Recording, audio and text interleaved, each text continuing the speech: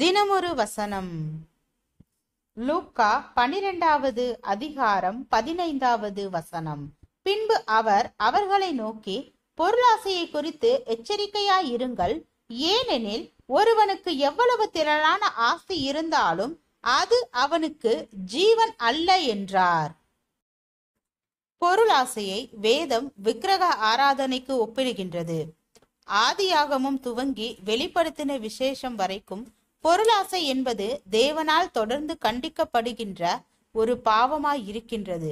எனவே பாலுணர்வு சம்பந்தமான தவறு புரிந்தவர்களைப் போல பொருளாசை தொடர்பான பாவங்களை செய்கின்றவர்களும் தேவனுடைய பார்வையில் மிகவும் அருவருப்பானவர்கள் என்பதை நாம் உணர வேண்டும். கிறிஸ்தவ பிரமுகர் ஒருவர் பல ஆண்டுகளுக்கு முன்பு வாலிப ஊழியர் ஒருவர் ஓர் பெண்ணை விரும்பின செய்தியை பலரிடம் தொடர்ந்து விளம்பரம் செய்து வந்தார்.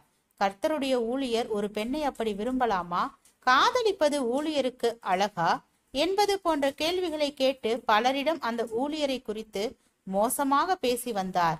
அதே வேளையில் இந்த மனிதர் பண ஆசைக்கு அடிமையாகி தொடர்ந்து பலரிடம் பல தில்லுமுள்ளுகளை செய்து அவப்பெயர் வாங்கியவர். பலருக்கு பாலியல் தொடர்பான எந்த சிறு செயலும் பெரிய பாவங்களாக தெரிகின்றது. அவ்வித பாவங்களோடு சம்பந்தப்பட்டவர்களை அவர்கள் அருவருக்கவும் புறக்கணிக்கவும் காலத்திற்கும் அவர்களை தீண்ட தகாதவர்களைப் போல பார்க்கவும் செய்கின்றனர்.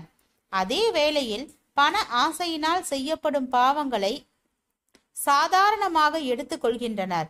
கசப்பு, வெறுப்பு, பொறாமை, கபடு ஆகிய பாவங்களை தொடர்ந்து செய்தாலும் அவைகளை எளிதாக ஜீரணித்துக் கொள்கின்றனர்.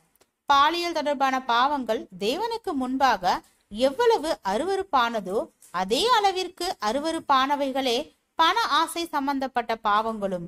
ஒரு உணர்ச்சி வேகத்தாலோ மதியினத்தாலோ சுய கட்டுப்பாட்டை ஒரு கணம் இழந்ததாலோ திட்டமிடலின்றி மின்னல் தோன்றி மறைவது போல பாலியல் பாவம் ஒருவரை திடீரென தீண்டி பெருஞ்சேதத்தை விளைவித்து விட முடியும்.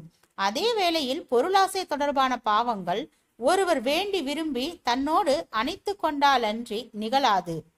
எனவே பாலியல் பாவத்தை விட பொருளாசை சார்ந்த பாவத்தில் கீழ்ப்படியாமை, துணிகரம், வேத வசன அவமதிப்பு ஆகியவற்றின் தன்மைகள் அதிகமாக உண்டு.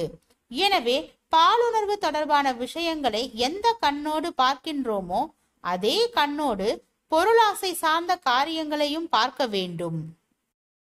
ஜெபம். தேவனுக்கு ஸ்தோத்திரம்.